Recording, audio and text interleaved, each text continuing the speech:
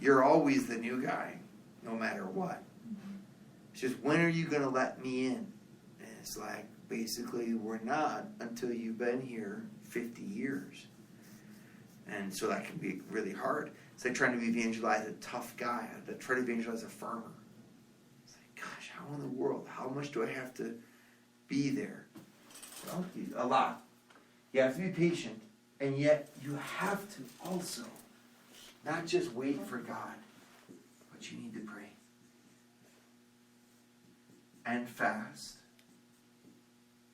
and be vigilant. The 3 forms of prayer in the Bible: prayer, fasting, and be vigilant. In other words, you got to look for that opportunity. You've got to wait for it, but you also have to look for it. Where is God going to open an opportunity for me to manifest Christ? Because that third step is a lot of times the hardest of them all. I have to do it. I have to speak. I have to reveal.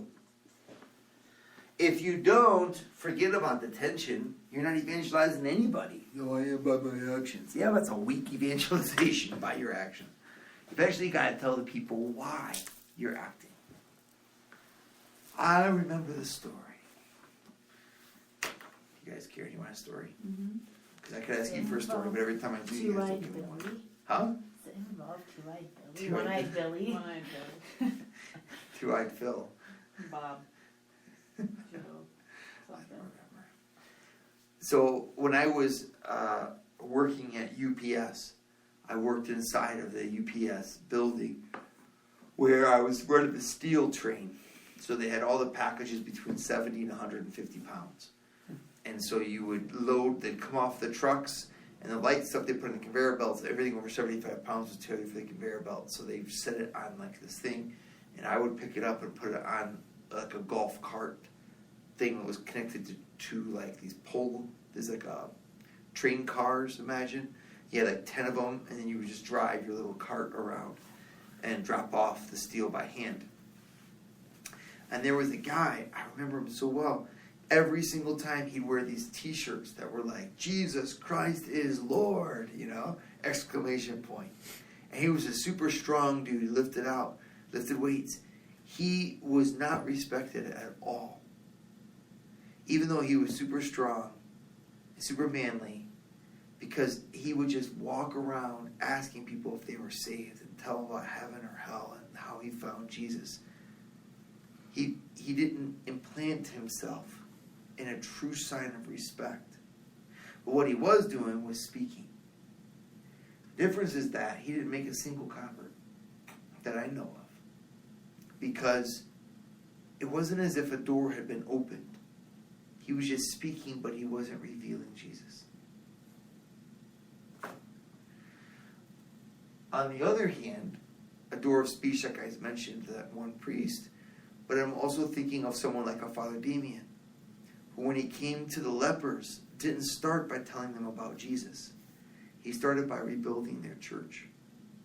And then he built them a school. And then he would go looking for the opportunity. But things really changed dramatically for him when he started to do funerals with love and compassion for the people. Looking for that opportunity, then he could reveal Christ. So, remember these 3 steps, because when you get to that last one, you're kind of at a moment of truth. And it's not an easy moment. You've embedded yourself, you've loved them.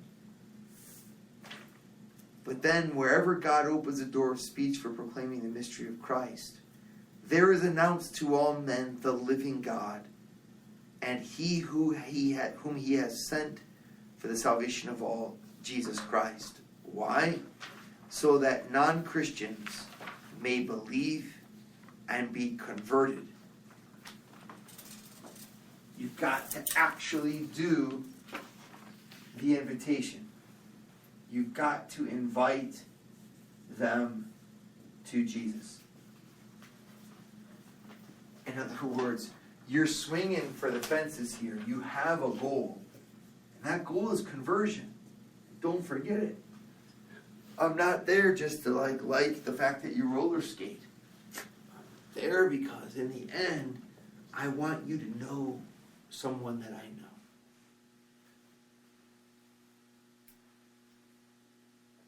I think finally that this door of speech, it's from God. It's a thing that's mystical. But a lot of times what God uses is suffering. Another thing he uses are major life moments.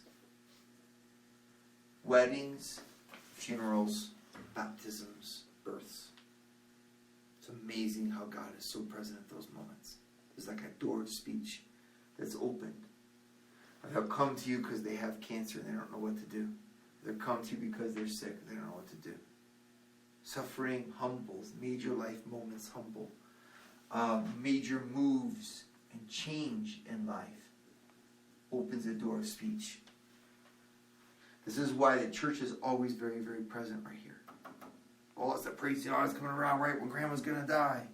It's because there's a door of speech that's open. You might actually want to listen. Kind of get it? So you want to be attentive if you're going to speak to not abandon the people at these times. Sometimes it's exactly what they're waiting for because they're finally open to you. Very much.